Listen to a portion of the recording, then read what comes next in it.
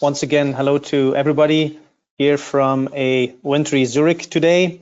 And this is very much related, I think, to the two examples I want to share with you today, because I'm sure, and it's definitely true for the chemical industry, it's a very difficult economic environment. So two examples from the last 12 months where we worked on growing volume and pricing in a very difficult environment.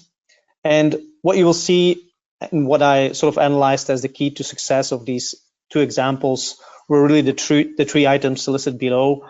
One is to act with urgency, so very important in a volatile, uncertain, complex, and ambiguous world. Secondly, to bring a clear story, right? So obviously we all have a lot of data at our disposal, but then how do you bring that story clearly to your leadership team? And then thirdly, a thing I believe in very hard is what you measure is what you get. So obviously once you get the commitment, it's all in the execution and how you deploy it. So on the next slide, I first want to tell you a little bit about Ecolab. I'm not sure everybody knows Ecolab. We are a business to business. So as a consumer, you might not always come across us, even though you could see us in hotels and restaurants, which is a big part of the business. Ecolab is a US stock listed company.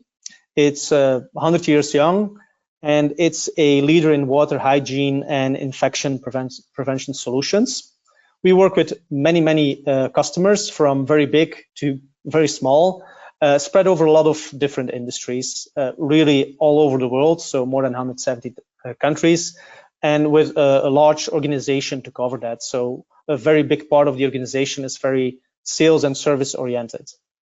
And with that, we are really trying to help the planet as we do for the people, because lots of our businesses support really what I would call sustainability, both from a water point of view. So lots of our solutions focus on reusing, recycling, reducing water, which is obviously an incredibly important and relevant topic for most of the world, and definitely in Europe as well. And by doing so, we're obviously also helping the climate. And lots of our solutions also help really the food and beverage industries. So this is a big part of our consumer or our customer base, and really helping them to provide high quality and safe food to consumers worldwide. And then also health. So we have, again, a large portfolio of solutions to help consumers and customers in the world focusing on their KPIs. So let's start on the next slide, maybe with the first case study, which I called translating a sales pipeline into P&L. Maybe a short explanation. So as you understood, we're a very commercially focused company. So we manage our customers and our prospects in a very focused way. And of course, it starts by identifying those prospects and then to build a pipeline. So each sales person has a responsibility to manage a certain pipeline to get to a certain target. And then, of course, the trick is to convert your prospects into wins. What we call win here, it's largely defined as when a customer then signs a contract, or when we can issue a first invoice with a purchase order. We consider that deal to be won. And so, of course, we like to set clear targets to everybody, track that, and so that we make sure that everybody focuses on a very regular basis. So on a monthly basis, we want to see some conversion and wins.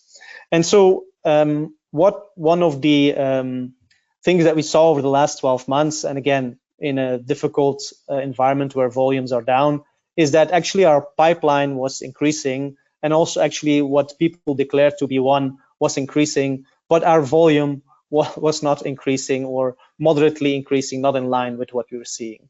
And so obviously that triggered quite a lot of questions, and really then as an FP&A team, we dug into lots of that different data.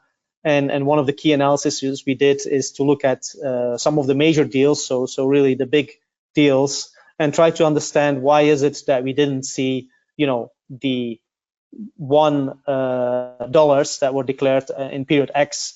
Why did we not see it a couple of months later? And so that really brought up quite a lot of issues. And really, we brought that analysis to the lead team. So again, I work for the European business. So in the lead team, you have all of the divisional general managers, the European CEO, European CFO, etc. And so bring that clear story to them and say, look, we don't see the dollars translated. In fact, for every $100 we win, we only see $14 in our P&L. So where is the rest? And so that triggered clearly an action, because obviously that spoke to the salespeople in the room. And then we set up a team to really focus on the internal issues, because obviously there can be external issues, but really focusing on our internal issues, whether those were finance issues, supply chain issues, maybe issues with the equipment and the service, maybe issues with contractors. So going into the root cause and trying to solve those, and really driving an accelerated conversion of the won deals. And so I think the learning from this was really for our team to use all the data available, and that includes all the commercial data available, and really looking at that from an FP&A point of view, and doing some in-depth analysis. And then secondly, bring that analysis, those clear facts to the table, and bring a clear story, and obviously try to trigger a reaction from the team, so that they go and work on it, and that the business sees an impact on the P&L. So that was my first example, really focused on a volume point of view. The second one, I wanted to talk quickly about pricing. And again, I'm sure many of you remember the second half of last year, where we in Europe had a very strong increase in energy prices. Now, as a chemical producer, we were largely impacted by the natural gas increases, and some of our input costs over the span of a couple of weeks, really 2 months, went times 2, went times 3. And so obviously that meant that we had to react quickly. So with the help of the supply chain team, we really showcased what that natural gas price meant for our input costs, and really what it would mean for our gross margin and our profit if we didn't do anything about it. So that was really a clear call to action that we brought to the lead team again. And secondly, we realized that there was really no time to do individual negotiations. Again, in a B2B environment, especially for the bigger contracts, those are individual negotiations, but those take typically months to result in a price increase. So what we did is we reapplied something we already did for the oil price to the natural gas price.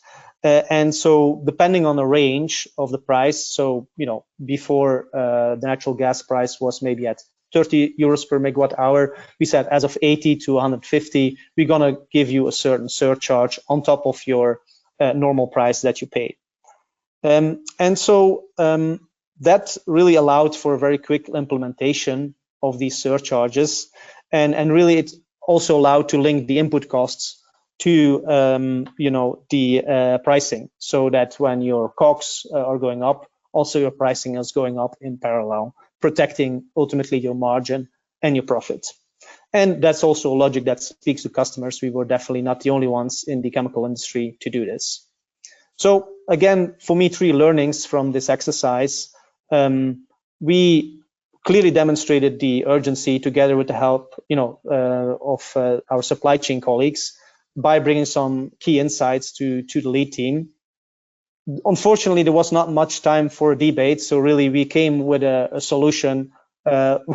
We came with the issue, and we came directly with the solution that was not really up for a very large debate, but sometimes that's needed. And then thirdly, again, what you measure is what you get. So really, after that, it's obviously important that you track the implementation. So we had many pricing and surcharge trackers in place to make sure that all divisions and all customers and all salespeople were applying this mandatory surcharge. So thank you very much for your attention, and I hope these 2 examples were helpful.